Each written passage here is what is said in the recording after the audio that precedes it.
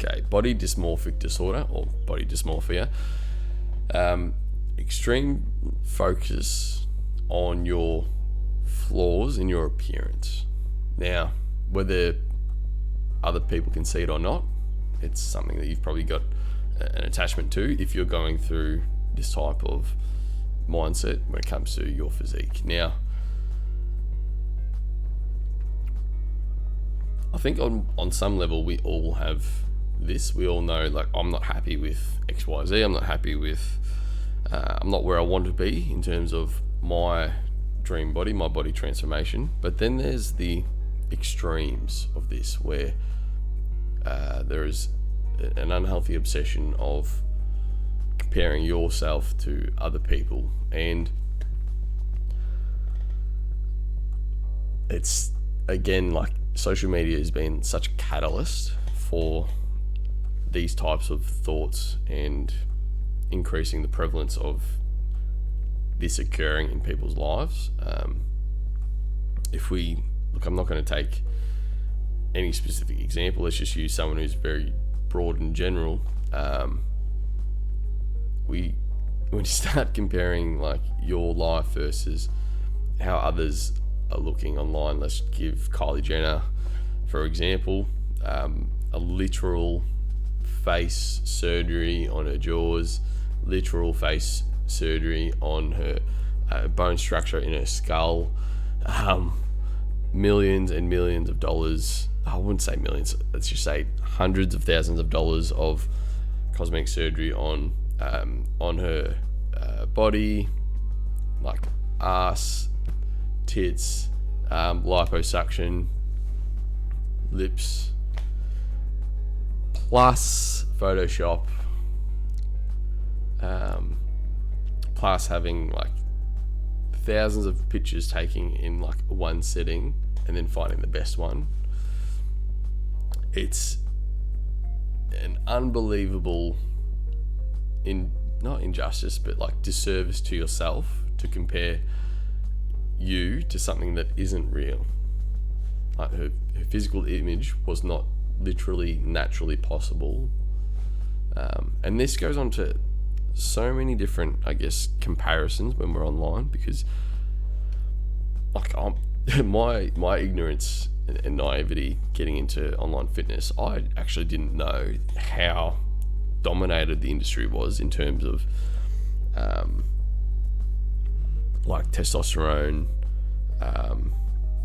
performance enhancing drugs. I knew, like, bodybuilders were into it, but I just didn't know that general online influencers and celebrities, like, took so much, like, testosterone replacement therapies, had things from, like, dyes and Botox. I didn't know men really took, like, Botox to look better as well. I didn't realize that it's so common in this world. And then I myself, like, not to get, like, super personal, but I started actually losing my hair when I was about 15 years old, and so I personally had this little battle of, like, what the hell am I going through, as a early, like, mid-teenager, whereas only, like, some of my mates now who are in their late 20s, early 30s, now they're going through that.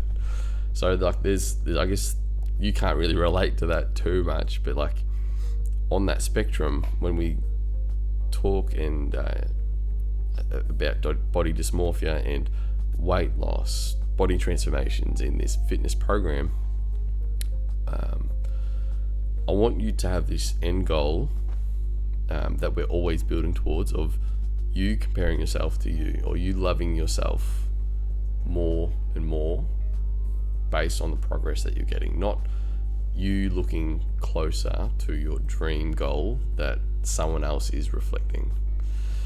That's probably one of the most freeing and blissful moments, is when you start comparing yourself to you last week or you yesterday. And it could sound a little counterintuitive, and to be honest, I don't want to venture beyond my scope here. If you do feel as though you're getting like an extreme kind of perception of your flaws, your perceived flaws, or if you're like extremely obsessed with things like stretch marks, cellulite, loose skin, anything that you deem, and that's like the common flaws that a lot of women kind of focus on and can't get over, rather than there's also just the basic things, so like different sizes in certain body parts, face symmetry. Like if these things are so dominant in terms of your having a high self-worth, high self-perception, definitely recommend like seeking just a little bit of professional help, maybe a little bit of therapy. It's confidential. Usually the first 1 or 2 sessions are cheap, and like a few sessions here and there can actually lead to like this long-term result of self-worth, self-love, self-confidence increasing. So if it just takes like a month out of your life in order to get you on track to enjoying your quality of life more, I'll support you every day of the week. So I probably would be doing a disservice by going too deep into this topic. All I would probably recommend from my personal experience and what I've seen in, I guess, the fitness industry, and what I've seen in the weight loss and dieting industry and weight gain industry, is that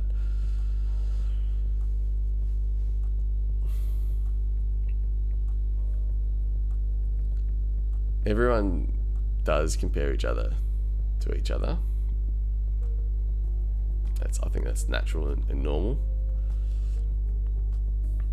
When you get into this journey of body transformation,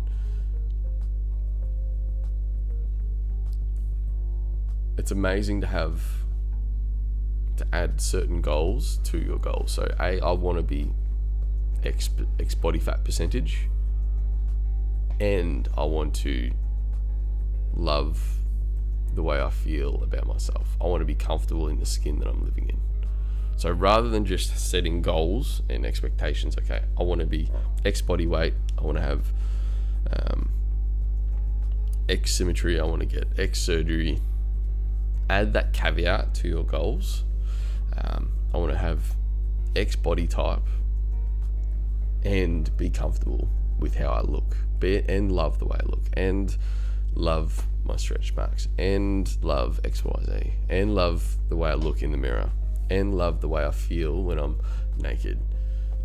Adding these little caveats to, I guess, your goals and outcomes, whether it's 3 months, 30 days, or 2 years down the road, it can lead you and steer you towards subtle differences in the way you go shopping for food, the way you exercise, the way you personally behave and talk and interact with people around you, both known, loved ones, and future acquaintances. So yeah, really want to harp on like this journey here.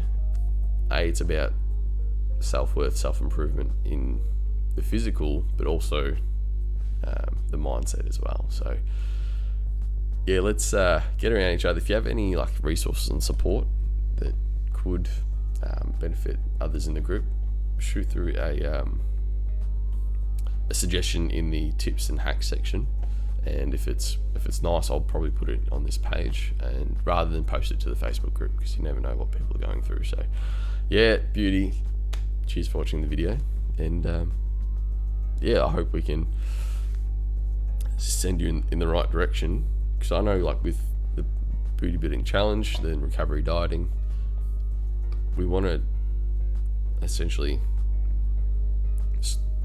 find a solution that doesn't include restrictive dieting and allows you to build up a workout and lifestyle routine that exponentially boosts your quality of life, rather than get you living someone else's life who's got a completely set of different set of life experiences, life training, resources, genetic potential. Like the end goal is you learning to love yourself more. And like, to be honest, if you want to give yourself a bit of a respite in terms of mental stress in self-appearance, I don't think, it's never my goal personally to love myself perfectly and to the fullest. It's never my goal it's never my goal to love myself 100% fully in my physical appearance. I think if you have that as like an end goal, you're always fighting like an impossible inevitability, because that's essentially not how the brain works. The brain works and thinks of things in comparison, which is why social media and before and after pics and everything is so clickable and clickbaity and powerful. Like Facebook even bans you being able to use them as ads. So there's a lot of powerful tweaks that the way the brain and marketing works these days. I just recommend you setting some goals that are very realistic. So I want to keep working on my health and physical appearance so that I love the life I'm living more than I did last week.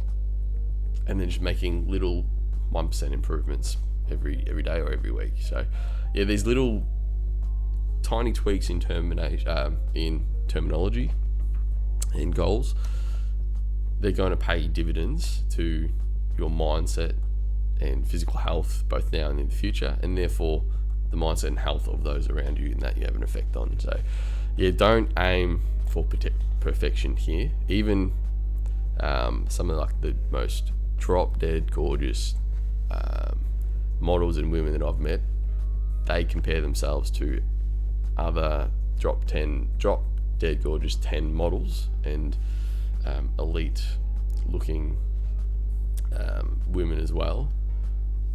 It's like I said, this is how the brain works. You're always comparing yourself to those around you, no matter where you fall on the spectrum of like society beauty standards. So the one way we can overcome this is focus on your own emotions and feelings towards yourself. So yeah, thanks so much. Let's jump on the next video. Cheers.